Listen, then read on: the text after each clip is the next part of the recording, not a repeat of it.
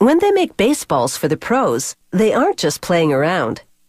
They build these balls precisely to league standards, and incredibly, those standards date back to 1872.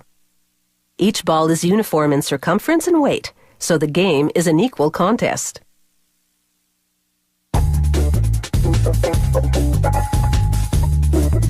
Crowds will go wild for these professional baseballs, and at the heart of each one is something called the pill. The pill is smaller than a golf ball. It's about 10.5 centimeters in circumference. Inside the pill's rubber casing is a sphere of cork. They pour latex adhesive over hundreds of pills loaded into a drum.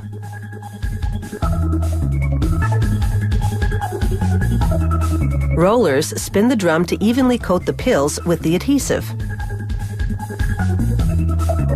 This adhesive never dries out completely, and the pills remain sticky to the touch.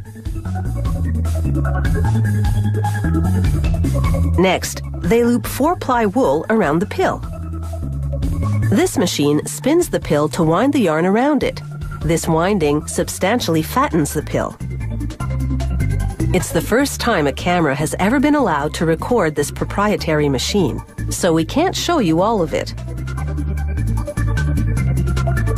They wind a second layer of wool around the pills. This yarn is 3-ply, and it thickens the ball a little more. For a third winding, they use another 3-ply yarn, but it's a bit lighter. The various layers of yarn are what gives the baseball resilience, so it springs back into shape despite being hit repeatedly. For the final winding, they use a much thinner polywool blend because its surface is smoother. This wound pill is called the center. They weigh it and measure its circumference, which should be 22.5 centimeters. They add adhesive to a spinning drum, then load the centers into it. As the centers tumble, they absorb the glue and the wound fibers adhere to each other. The centers air dry for 48 hours but remain sticky. Using this hydraulic press, they punch out figure-8 shapes from leather, complete with holes around the periphery, allowing them to be stitched into baseball covers. But first, they stamp the date and lot number onto them. Then they wrap them in wet towels. The moisture will make the leather pliable enough to sew.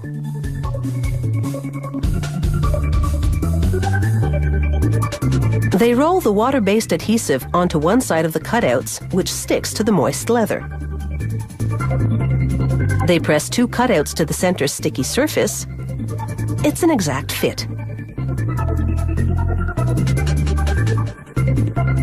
They clamp the leather-clad ball in a vise, and it's time to sew. Working with 2 needles, the sewer pulls thread through the ball center and up through the holes in the leather pieces to cross-stitch them together. He rubs wax on the thread to stiffen it, because if it slackens, it's more likely to tangle. When it comes to cross-stitching, these workers are in a league of their own.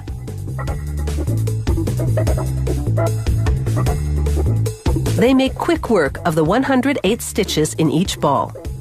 There are 350 sewers in this factory, and they produce 8,000 to 10,000 balls per day.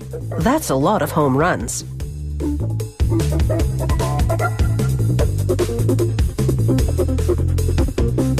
The final stitch goes through the center of the baseball and out the other side. The sewer then pulls the stitches into a V configuration to give the ball a consistent look and feel. The balls now roll into a press that smooths down the seams. Smoother balls are harder to grip, and they make pitching a bit tougher for the pros. Finally, a 3-headed stamper gives it the trademark, league logo, and the commissioner's signature. With drying cycles, it takes a week to make a professional baseball. It will be whacked and slammed out of the playing field. But that's life in the big leagues.